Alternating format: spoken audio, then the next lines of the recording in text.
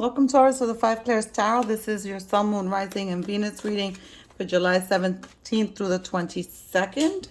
I've taken some time off because that full moon kicked my ass and I was so depleted I could not read. But I'm back and I am ready for you. So, there's a lot going on in the sky, Taurus. A lot of planets in retrograde, and this week with the 17th, the full moon is not the full moon, the new moon is in Cancer in your third house of communication. So you are being called to be careful with your words. Be very careful on how you communicate. Think twice before saying things. Okay, you're going to be very busy. You may get a little frustrated, and you may say the wrong thing, so just be very, very mindful of how you're going to communicate. Also, remember communication. Part of communication is also listening. It's not just talking. So just be mindful. Let's go ahead and thank Source, Creator of the Universe, and Spirit for guiding this reading.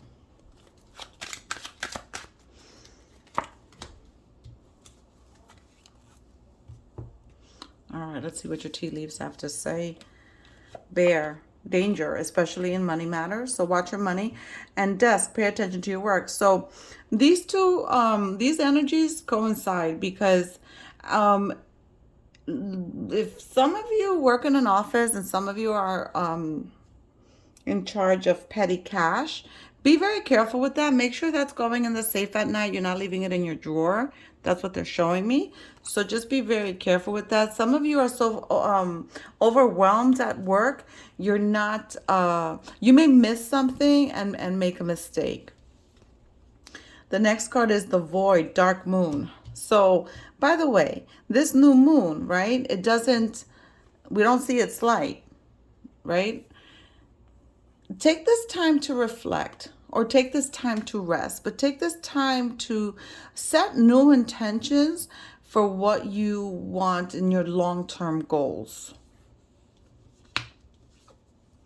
Drum, dream and journey. Okay, so some of you may be having some astral projections.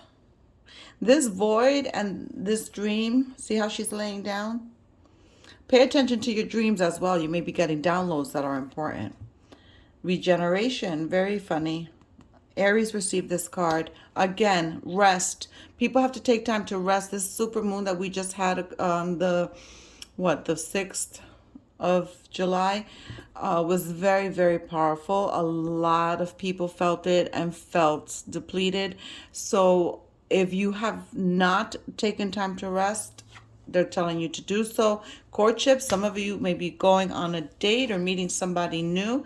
And then here we have, again, the moon. Some of you may have to do some moon rituals, depending on what it is that you desire. But the moon is here.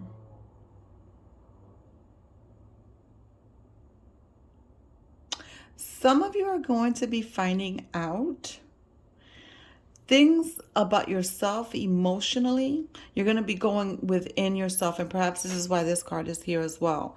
You're going to be going in and continuing your shadow work and finding out how, and actually reflecting on how you've grown spiritually, how you've grown emotionally. So that's good, because we have to continue the shadow work.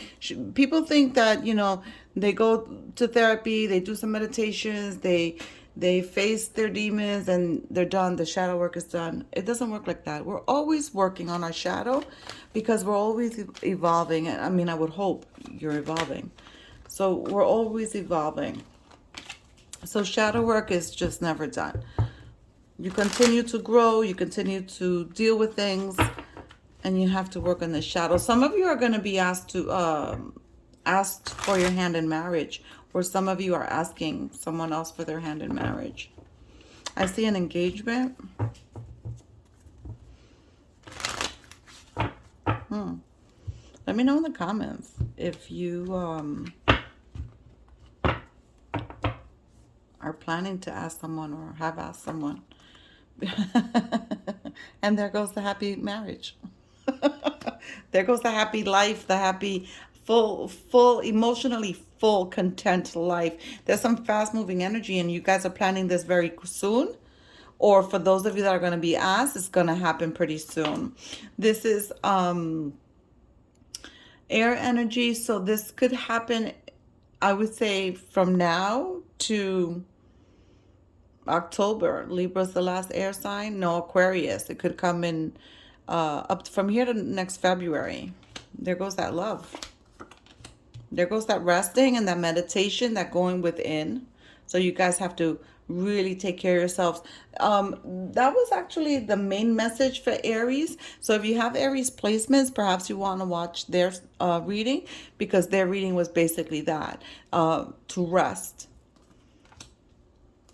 You're very competitive. Be careful with this competition here with this Five of Cups and this Five of Wands. You have two fives on the table.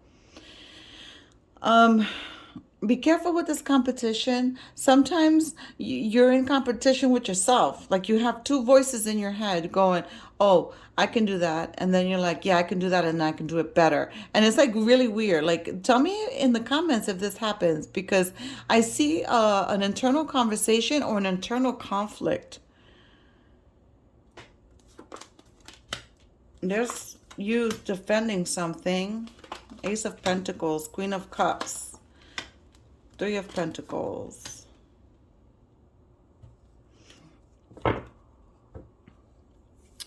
Remember in the beginning with the Oracle, I said about you finding things out about yourself and your emotions. There's your emotions.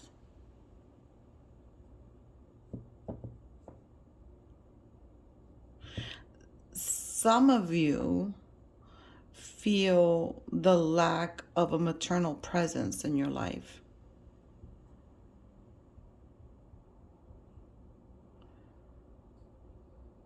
This Ace of Pentacles.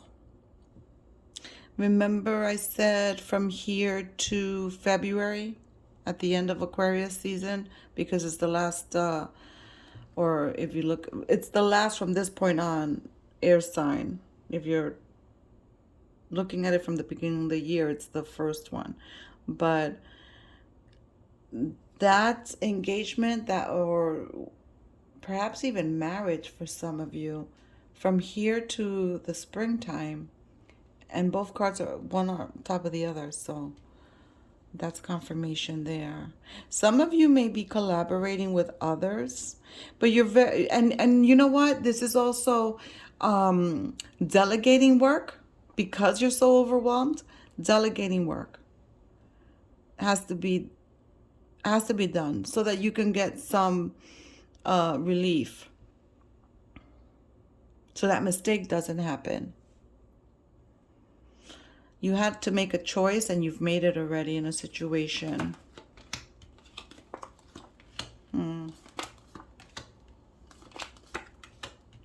Yeah, you have a lot on your plate right now at work. But you're very satisfied because you have leadership potential, and you're very satisfied with where you've gotten in terms of your work. And the Seven of Pentacles next to the Nine of Cups confirms that. Some of you, you're holding on to emotions you need to let go of. Death card, Scorpio. Two of Pentacles, Strength, card of Leo. There's some shifty behavior going on. Remember I said something about petty cash? There's the stealing. There's the shifty behavior. There's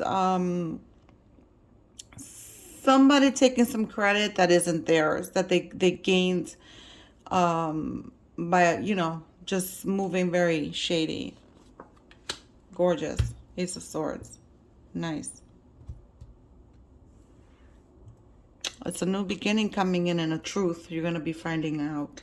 You're not only going to be finding out about your personal growth, you're going to be finding out truth and having clarity of thought. This worry that you have that's keeping you up at night, the changes are going to be coming in, and everything that doesn't serve you is going to be taken away. That's a nice reading. Let's clarify this Five of Swords.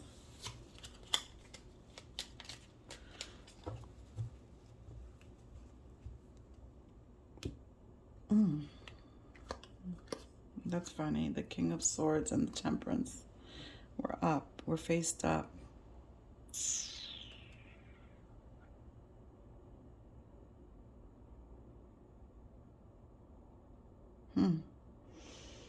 Some of you have to take care of your health. But the truth is coming through here also with this King of Swords. You're going to find out who this is. This person could be a Sagittarian. If you're working with a Sagittarian, it could be a Sagittarian that's acting a little shifty. It could also be a Gemini with this King of Swords out. Not bad reading. I want to pull a rune. I didn't pull a rune for, they didn't ask for a rune. I didn't pull one for Aries. But let's pull one for you. T was honor, justice, leadership, and authority, analysis, rationality, knowing where one's true strengths lie, and a willingness to self-sacrifice. You can't self-sacrifice. You can't keep doing.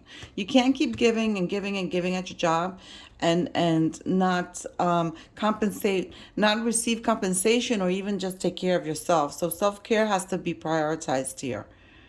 Okay, but the leadership is there, the authority is there. When I mentioned your strengths here, that you're happy, that you're proud of your leadership, you're proud of what you've accomplished. It's because you know your strengths. I'm going to leave it there, Taurus. Have a wonderful week. Godspeed.